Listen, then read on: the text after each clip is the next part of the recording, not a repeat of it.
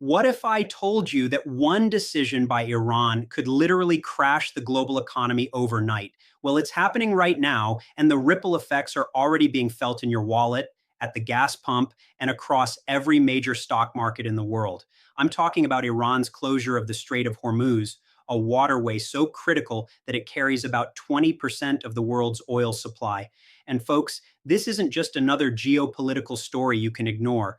This is affecting you directly, whether you realize it or not. Let me paint you the picture of what's unfolding right now. According to stltoday.com, gas prices in St. Louis have already jumped from about $2.88 per gallon on Saturday. And here's the kicker. This was reported as happening the day the United States and Israel invaded Iran. We're watching history unfold in real time, and the economic consequences are immediate and devastating.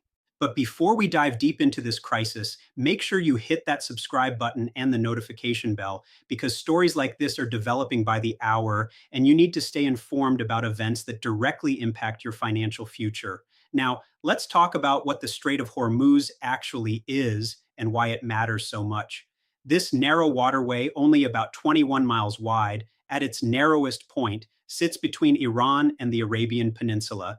It's literally the choke point for global energy supplies. When Iran closes this strait, they're not just making a political statement, they're holding the world economy hostage. And the markets are responding exactly as you'd expect. Rigzone reports that crude oil closed near $91 after what they're calling a historic rally.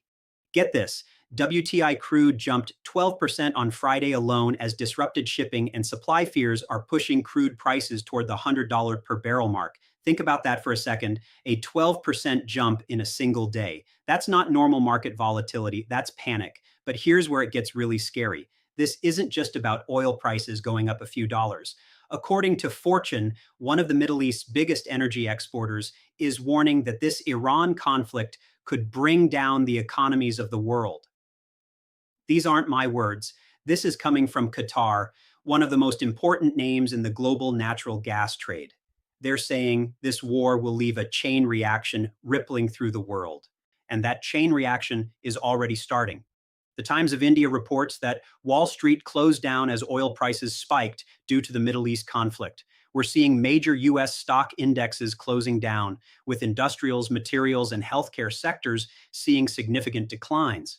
The escalation of the Middle East conflict has pushed oil prices up, fueling inflation worries and reducing expectations of Federal Reserve interest rate cuts.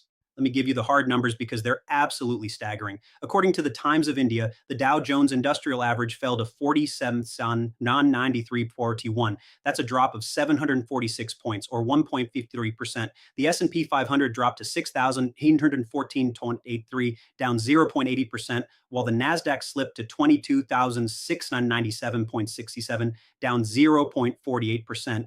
These aren't small corrections. These are major market moves that represent billions of dollars in lost value.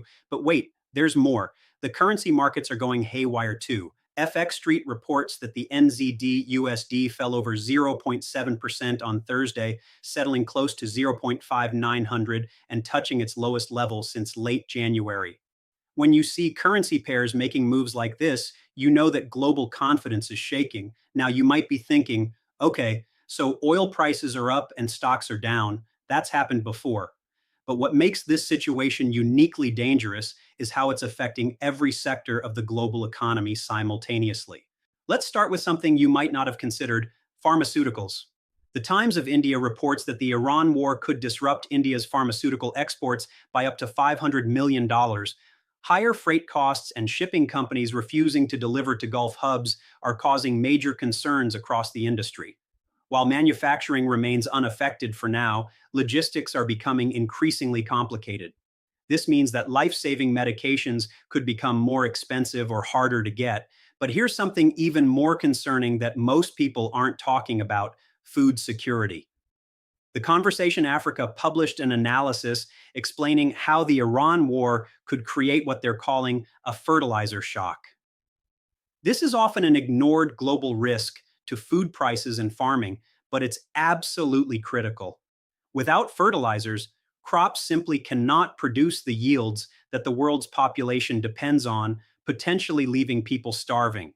Think about this domino effect. Iran closes the Strait of Hormuz, shipping costs skyrocket, fertilizer becomes more expensive and harder to transport, crop yields decline, food prices increase globally.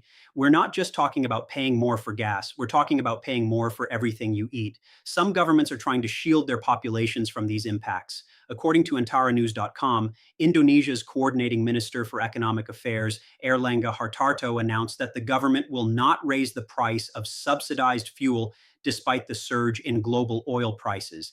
But here's the reality: governments can't subsidize everything forever. These costs have to be absorbed somewhere, and eventually they get passed on to consumers or taxpayers. Now, let's talk about what this means for different regions around the world. The business headlines from Business Line on March 6, 2026, are highlighting insights from Prime Minister Modi and other global developments, showing that world leaders are scrambling to respond to this crisis. What we're seeing is a perfect storm of geopolitical tension, supply chain disruption, and market panic. And the scary part is that we're probably still in the early stages of this crisis. Let me break down what this means for you personally. First, your gas prices are going up. We've already seen this in St. Louis, and it's going to spread nationwide. But it's not just gas. Anything that needs to be transported is going to become more expensive. That's groceries, consumer goods, everything. Second, if you have investments, your portfolio is taking a hit. The stock market crash we're seeing isn't just numbers on a screen. It's your retirement accounts, your 401k, your savings losing value.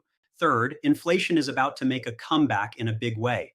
The Federal Reserve was hoping to cut interest rates, but with oil prices spiking and inflation concerns mounting, those rate cuts are looking less likely. That means borrowing money for homes, cars, or business expansion is going to remain expensive.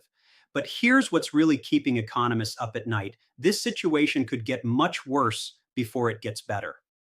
The Strait of Hormuz isn't just important for oil, it's critical for natural gas, refined petroleum products, and other essential commodities. If this closure extends for weeks or months, we could be looking at a global recession. The energy sector is obviously at the center of this storm, but the ripple effects are hitting every industry.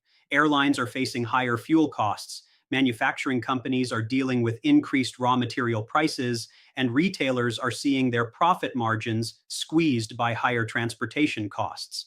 What's particularly concerning is how quickly this situation developed. We went from relatively stable oil prices to a full-blown energy crisis in a matter of days. This shows just how fragile our global supply chains really are and how dependent we are on a few critical choke points for essential resources. So, what can you do to protect yourself?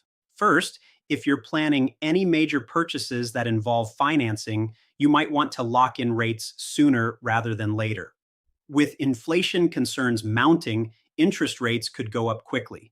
Second, consider your investment strategy. Market volatility like this creates both risks and opportunities. While stocks are falling, some sectors might benefit from higher energy prices, but be careful. This is not the time for speculative investing. Third, prepare for higher costs across the board. This isn't just about gas prices. Food, consumer goods, and services are all likely to become more expensive as higher energy costs work their way through the supply chain. The geopolitical implications of this crisis are enormous too. When Iran closes the Strait of Hormuz, they're essentially weaponizing energy supplies. This puts enormous pressure on Western governments to respond, but military action could make the situation even worse. We're also seeing how interconnected the global economy really is. A conflict in the Middle East immediately affects gas prices in Missouri, stock markets in New York, currency values in New Zealand, and pharmaceutical exports from India. This is globalization in reverse. Instead of spreading prosperity, we're spreading economic pain. Looking ahead, there are several scenarios that could play out. Best case scenario: diplomatic pressure leads to a quick resolution, the Strait of Hormuz reopens, and markets stabilize. But even in this scenario, we've seen how quickly things can go wrong, and the psychological impact on markets could last for months. Worst case scenario: the conflict escalates, the strait remains closed for an extended period, and we see oil prices spike above $100, $120, or even higher. At those levels, we'd be looking at a global recession that could rival what we saw in 2008 or during the early days of the COVID pandemic.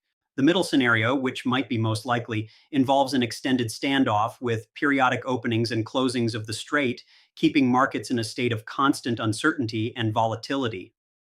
What's clear is that this situation is far from over. The economic impacts we're seeing now are just the beginning. As higher energy costs work their way through supply chains, as companies adjust their operations to deal with shipping disruptions, and as governments implement policy responses, we're going to see effects that last for months or even years.